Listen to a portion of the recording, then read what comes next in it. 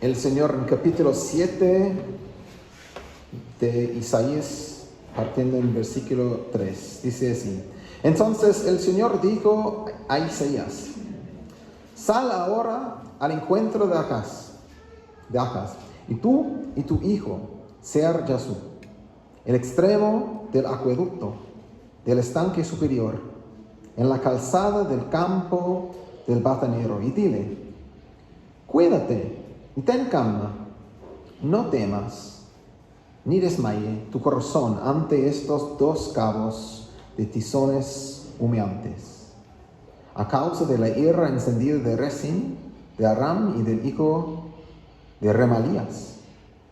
Porque Aram ha tramado mal contra ti, junto con Efraín y el hijo de Remalías. Y han dicho: subamos contra Judá y aterroricémosla. Hagamos una brecha en sus murallas y pongamos por rey en medio de ella el hijo de Tabael. Por tanto, así dice el Señor Dios: no prevalecerá, ni se cumplirá, porque la cabeza de Aram es Damasco, y la cabeza de Damasco es Rezín. Y dentro de otros 65 años, Efraín será destrozado, dejando de ser pueblo. Y la cabeza de Efraín es Samaria, y la cabeza de Samaria es el hijo de Remalías. Si ustedes no lo creen, de cierto, no permanecerán. El Señor habló de nuevo a Acaz: Pide para ti una señal del Señor, tu Dios, que sea tan profunda como el Seol, o tan alta como el cielo. Pero Acaz respondió: no pediré, ni tentaré al Señor. Entonces Isaías dijo: Oigan ahora, casa de David, ¿les parece poco cansar a los hombres que también cansarán a mi Dios? Por tanto, el Señor mismo les dará esta señal: una virgen concebirá y dará a luz un hijo, y le pondrá por nombre Emmanuel. Comerá cuajada y miel hasta que sepa lo suficiente para desechar lo malo y escoger lo bueno. Porque antes el niño sepa desechar lo malo y escoger lo bueno, será abandonada la tierra, cuyos reyes tú tienes. El Señor hará venir sobre ti, sobre tu pueblo y sobre la casa de tu padre, días como nunca han venido, desde el día en que Efraín se apartó de Judá, es decir, al rey de Asiria. Hermanos, esto es palabra de Dios. Hola a todos, muy buenas tardes ya. Un gusto poder estar con ustedes esta mañana. Mi nombre, para quienes no nos conocemos, es Gustavo. Soy predicador laico, sirviendo en esta iglesia ya hace varios años atrás. En el año 1955, un joven piloto de la Fuerza Aérea de Estados Unidos volaba de noche en medio de una tormenta. No podía ver el horizonte ni las luces del suelo, solamente tenía sus instrumentos. De pronto empezó a sentir que su avión estaba girando, aunque los instrumentos mostraban que estaba nivelado. Su instinto entonces gritaba que tenía que corregir el rumbo. Así que, confiando más en su sensación que en sus instrumentos, inclinó el avión. Lamentablemente terminó cayendo en picada. Los investigadores llamaron a eso desorientación espacial, cuando el miedo y la confusión hacen que lo que percibes deje de ser real. El miedo hace lo mismo con nuestra fe. Distorsiona cómo vemos las cosas, cambia el horizonte y nos puede convencer de que Dios no está actuando y nos empuja a tomar el control por nuestra propia cuenta. Antes de partir este sermón, quiero contarles que cuando leí el pasaje por primera vez que nos tocó hoy día, yo oraba y le decía al Señor, y le decía a Katy también, qué extraño el pasaje, no sé por dónde tomarlo. Y estuve varios días durante las semanas pasadas pensando cómo podía abordar este pasaje de la forma más fiel, pero también más práctica para nosotros. Pero esta semana el Señor me mostró que este pasaje tiene muchísimo más que ver para nuestros días de lo que yo pensaba. Y yo creo firmemente que lo que voy a hablar hoy día es lo que muchos de ustedes y yo necesitamos oír. Así que les animo a que oremos para que el Señor abra nuestro entendimiento y hagamos esta palabra propia para nuestros días, para nuestras vidas. Que el Señor nos bendiga. Señor, te pedimos esta tarde que tú nos hables a través de tu palabra. Te pedimos que este relato de los tiempos de Isaías cobre vida y nos ayude a ver tu rostro hoy. Señor, abre nuestro entendimiento, conecta nuestra historia con tu historia y ayúdanos sobre todas las cosas a tener fe en tu Hijo Jesucristo y no tener miedo. En el nombre de tu Hijo Jesús. Amén. La situación que pasaba con Israel en esta época, el tiempo de Isaías, es muy parecida a lo que tenemos hoy día en varios sentidos. Y lo principal, creo yo, es que vivimos rodeados de miedo. Inseguridad económica, problemas de salud, incertidumbre política, miedo al fracaso, a perder influencia, a ser rechazados, a perder a alguien que amamos. Algunos de estos miedos se basan en cosas concretas, cosas reales, pero hay otros que se basan en meras suposiciones. Nuestra imaginación empieza a jugar con lo que puede o no pasar. El rey Acaz, que es de quien se trata este pasaje, también enfrentó una crisis que era muy real. Dos reinos enemigos en ese momento estaban amenazando con destruir Jerusalén. Por lo tanto, su miedo tenía una base real, su miedo era legítimo. Pero el problema que vemos en este pasaje y también en nuestra propia historia es que el problema no es que haya miedo, sino que cómo el miedo nos hace permitir que sea otra cosa, que no es Dios quien gobierna nuestras decisiones. El primer punto entonces de este sermón que he titulado Entre el temor y la fe es que el miedo distorsiona la realidad. Les voy a contar un poquito del contexto por si no recordamos qué está pasando en la historia de Israel en este punto en la Biblia. Siria e Israel, que en el pasaje se le llama Efraín, se unen contra Judá. En este momento de la historia, cuando a Isaías le toca profetizar, el reino de Israel está dividido en dos. Después de la muerte de David y de su descendencia directa, el reino se divide. 10 tribus están al norte, y acá se le llama Efraín, o también en otros lados Israel. Y hay 2 tribus que están en el sur, representadas por Judá, que era la que todavía controlaba Jerusalén en ese momento. ¿Qué es lo que pasa acá entonces? En la sensación de Acaz, en el versículo 2, es la que sentía todo el pueblo cuando ve que estos dos reinos, Siria e Israel, están en la puerta de Jerusalén. Se les estremece el corazón, como los árboles del bosque se estremecen con el viento. Lo dice muy poéticamente acá el versículo 2.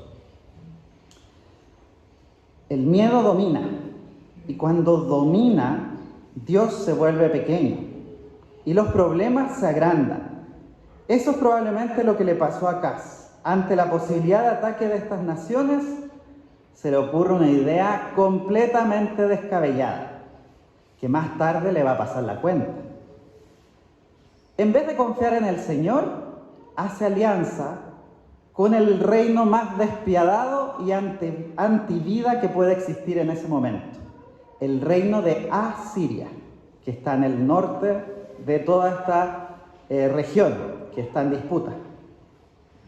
El reino de Asiria, según vemos en las mismas escrituras y también en la historia extrabíblica, era un reino completamente despiadado, como decía recién.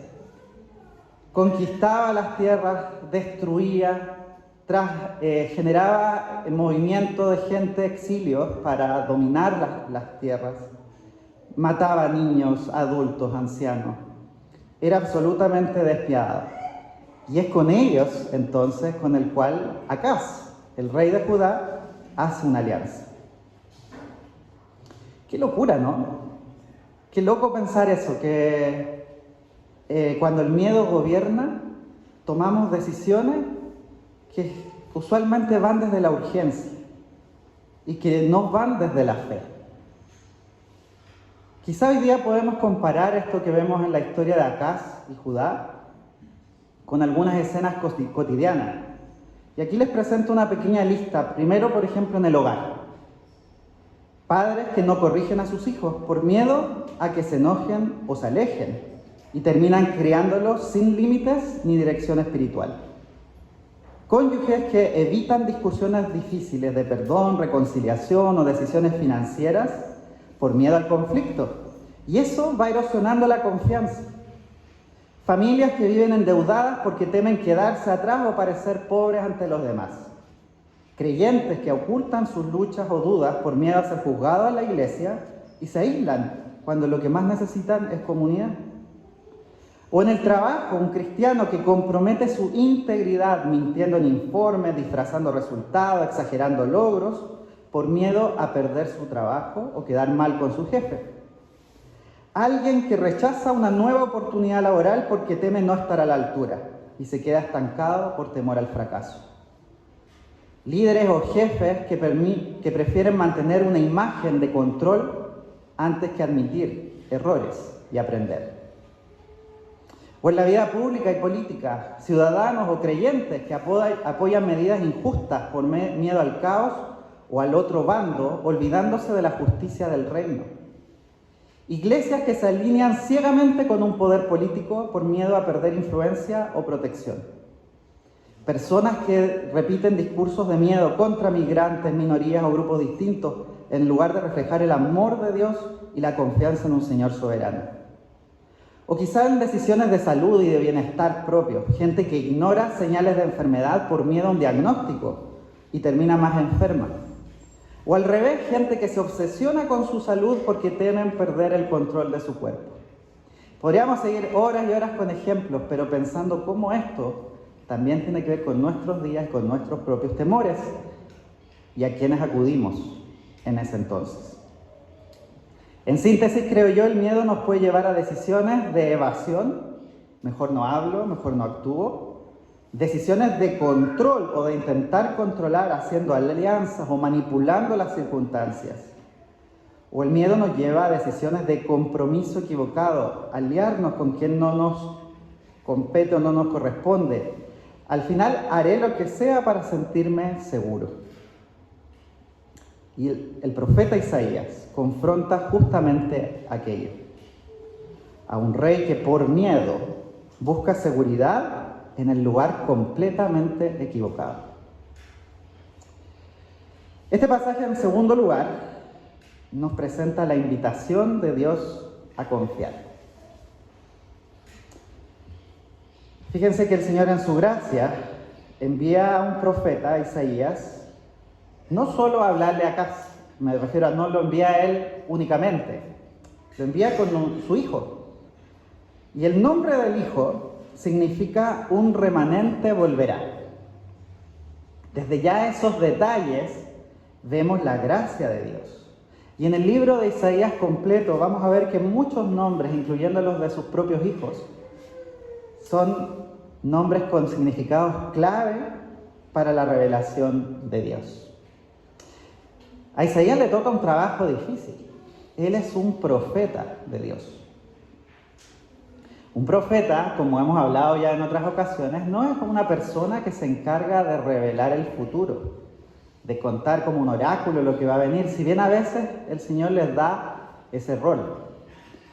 Un profeta de Dios tiene la doble labor de anunciar lo que está ocurriendo ahora ya y denunciar aquello que se opone a los valores del reino.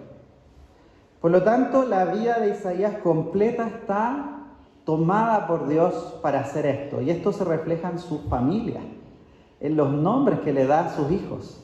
Eso es una señal de que la vida de un profeta entera está dedicada a Dios. Y eso lo vamos a ver en muchos otros lugares en el Antiguo y también en el Nuevo Testamento. Isaías entonces, en este rol profético, le lleva un mensaje a Acaz. Y le dice básicamente dos cosas. Por una parte, en el versículo 4 le dice: calma, tranquilízate, no tengas miedo, porque el Señor está contigo. Pero al mismo tiempo le dice: ojo, que si no crees, no vas a permanecer. Versículo 9.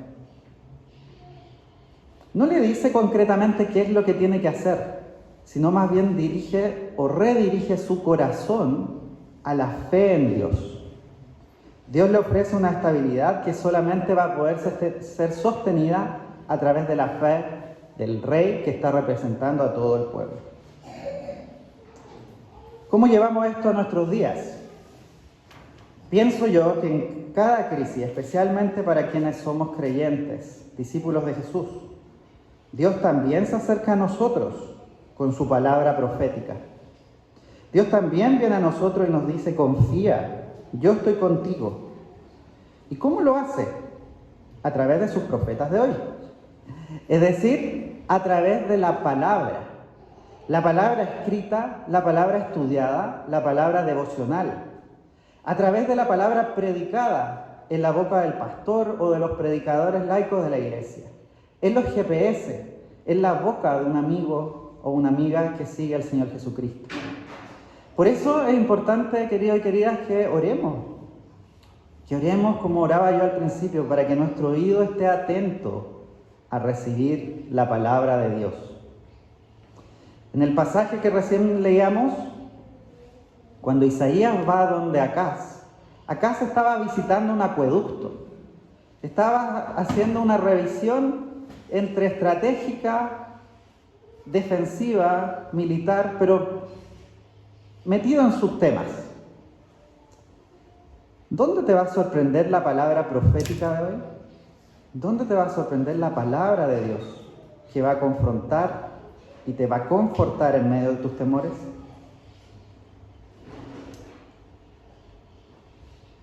Confiar en Dios implica soltar el control. Implica dejar de hacer pactos con Asiria. Las Asirias modernas. ¿Cuál es tu Asiria moderna?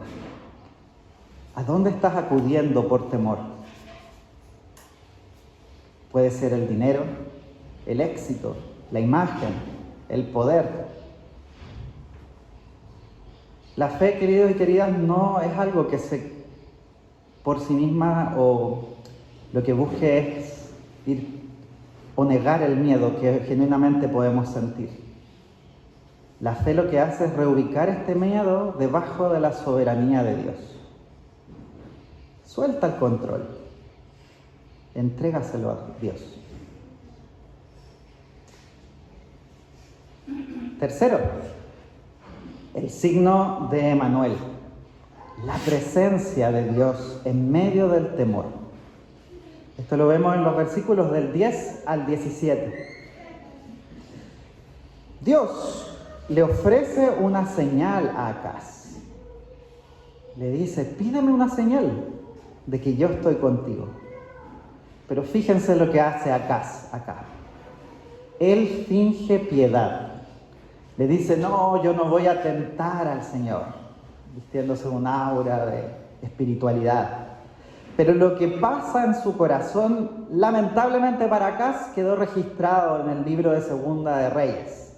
Así que no tenemos solamente el testimonio de Isaías, sino que podemos ir a las crónicas, ¿cierto?, de la historia de los reyes de Israel, y ahí nos encontramos. De que en realidad Acaz no es que no quiera tentar al Señor. Lo que pasa es que él ya decidió confiar en Asiria en ese momento. Segunda de Reyes 16 nos da más información sobre este momento y nos dice así, en el versículo 7. Esto pasó exactamente cuando Isaías va donde él. Acaz envió entonces mensajeros a Tiglat-Pileser, rey de Asiria, con este mensaje: ya que soy tu servidor y vasallo, ven y líbrame del poder del rey de Aram y del rey de Israel, que se han puesto en mi contra. Acaz también juntó la plata y el oro que había en el templo del Señor y en el tesoro del palacio real, y se lo envió todo al rey de Asiria como un regalo. ¿Se fijan? No solamente el corazón de este rey ya estaba lejos de Dios, él ya había dado pasos concretos en que renunciaba al Dios de Israel por entregar el reino a un rey extranjero.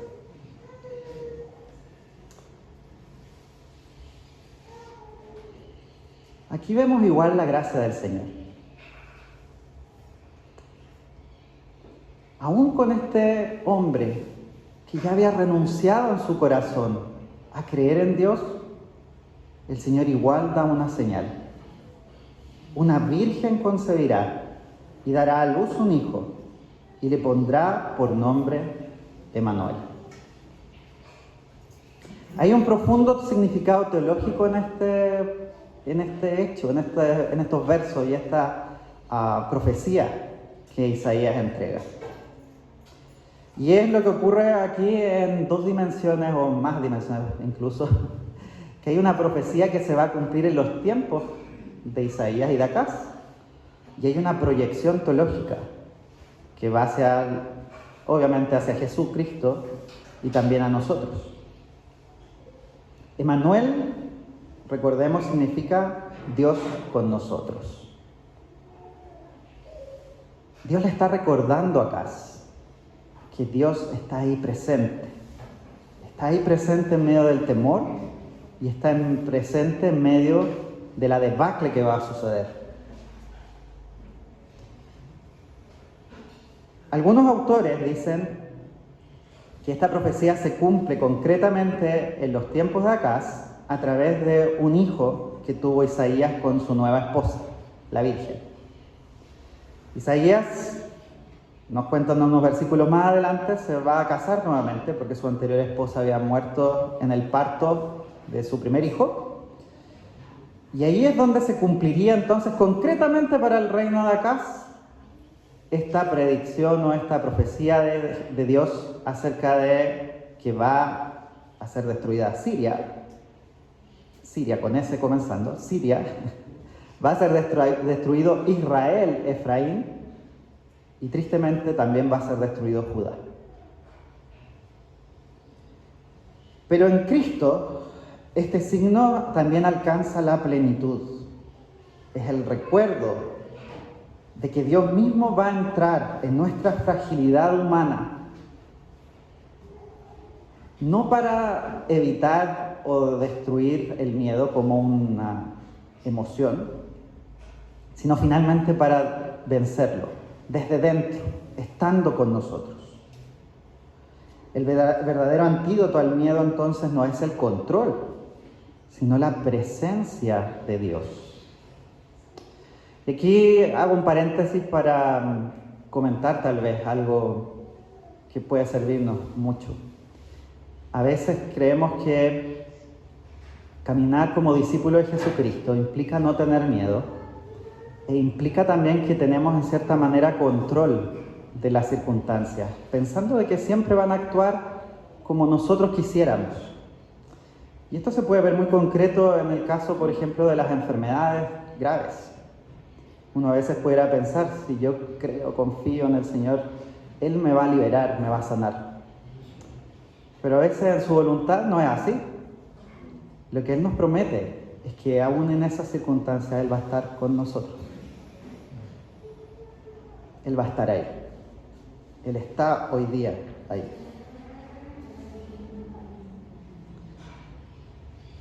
Finalmente, cuando el miedo gobierna, el resultado es la ruina. Esto lo vemos al final del capítulo 7 y principio del 8. Isaías le había advertido a Acaz: si no confías, el imperio asirio te invadirá como un río desbordado. Y lamentablemente, por lo que vemos después en la Escritura, así pasó. Lo mismo que Acaz pensó que le iba a salvar este reino fuerte pero despiadado, se convierte en su perdición. Y tristemente así nos pasa a nosotros hoy día. Lo que abrazamos por miedo, aquello a que nos aferramos cuando se nos remueve el piso y que no va por la fe en Cristo, eso mismo puede y la mayoría de las veces termina dominándonos y estrangulándonos a nosotros mismos. Aquí traigo otras historias que quizá podrían conectar con alguno de nosotros.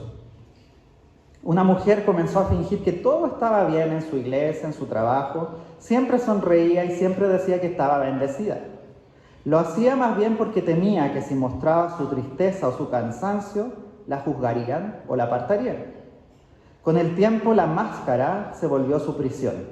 Ya no sabía cómo mostrarse auténtica ante nadie. Lo que empezó como un intento por no ser rechazada, terminó convirtiéndose en una soledad profunda. El miedo al rechazo nos hace perder justamente lo que más anhelamos: aceptación, conexión con los otros. Otro caso, un hombre que creció con carencias decide ahorrar y trabajar sin descanso. No quiere que sus hijos sufran lo que él vivió. Por ese miedo de ser pobre, se consume. Nunca descansa, nunca disfruta, nunca confía. Con el tiempo, su familia lo tiene todo, menos tiempo con él. Lo que abrazó por miedo, el deseo de seguridad, terminó robándole su familia, su paz.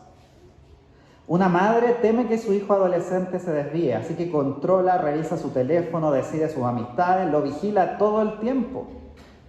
Dice que lo hace por amor, pero en realidad lo hace por miedo. El resultado, su hijo se distancia, miente y ya no confía en ella. El miedo a perderlo todo terminó haciendo que perdiera a su hijo antes de tiempo. Un joven siente que Dios lo está llamando a servir en un nuevo ministerio o en una nueva carrera, pero teme no estar preparado. Repite: no es tiempo todavía, quiero esperar una señal más clara. Pasan los años y nunca da el paso. El miedo al fracaso lo llevó a no intentar nada y al final eso mismo fue su mayor fracaso. Una mujer teme quedarse sola, así que acepta una relación en la que es maltratada emocionalmente. Piensa: es mejor esto que nada. Pero ese miedo a la soledad la lleva a una esclavitud emocional. El miedo que buscaba compañía la deja más sola que nunca. En otras palabras, queridos, creo que este pasaje nos muestra que las alianzas que nacen del miedo nos atan. Que es todo lo contrario a lo que hace el Evangelio. La fe nos libera. La verdad nos hace libres. Quiero terminar pensando en algunas cosas que quizás nos pueden ayudar a transitar a través de este mensaje. Quisiera que tomáramos unos segundos para pensar en nosotros mismos, hoy día, octubre del 2025. ¿Qué decisiones estamos tomando o estamos tentados a tomar desde el miedo? ¿Cuáles serían las asirias a las que podríamos acudir para sentirnos seguros?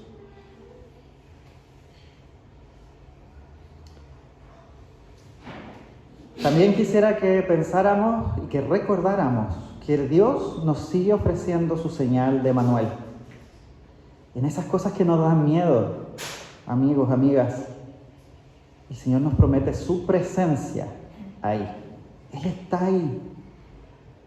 No pensemos más como paganos huérfanos. El Señor está en aquello que nos da temor. Y la invitación sigue en pie. Si no crees, no permanecerás. Y eso no es una maldición, sino que es la invitación a que creamos. A que sepamos que la fe es la única base firme que tenemos en este mundo que tiembla, en este mundo que trae tormentas. Acaz no confió, pero Dios no canceló su promesa. Aún en medio de la desobediencia de un rey, de su pueblo escogido, el Señor anunció: una virgen concebirá y dará a luz un hijo y le pondrá por nombre Emmanuel. Es decir, Dios con nosotros. Aunque Acaz buscó refugio en Asiria, Dios estaba preparando un refugio más grande, mucho más grande que este reino despiadado. un refugio definitivo que estaba en su propio Hijo. La señal no era un ejército, no era un pacto entre pueblos, una alianza, sino que la señal era un bebé, una guagüita, un niño frágil, pequeño, pero portador de una salvación inmensa. Y ese Manuel es lo que decimos los cristianos, ya vino en Jesús. Dios mismo entra en nuestra historia para mostrarnos que no necesitamos vivir gobernados por el miedo. Él enfrentó el terror de la cruz y lo venció con la confianza perfecta en su Padre. Por eso hoy, cuando el miedo nos quiera dominar, ya sea por el futuro, por nuestras debilidades o por lo que no controlamos, podemos mirar a Cristo. Él es el Rey que confió donde Acaz falló, el que permanece cuando todo se derrumba, el que nos dice, no temas, solo cree. Que con esa confianza entonces, cuando el miedo toque a nuestra puerta, que sea la fe la que abra. Oremos. Señor, gracias por esta historia, gracias por tu palabra. Te pedimos que eche raíces en nosotros. Que la confianza en ti, Señor, en lo que tú hiciste en la cruz, en tu evangelio, eche fuera todo nuestro temor y nos ayude a aferrarnos únicamente a ti, en los momentos de dolor, en los momentos de angustia, en los momentos de inseguridad. Sálvanos, Señor. En el nombre de tu Hijo Jesús. Amén.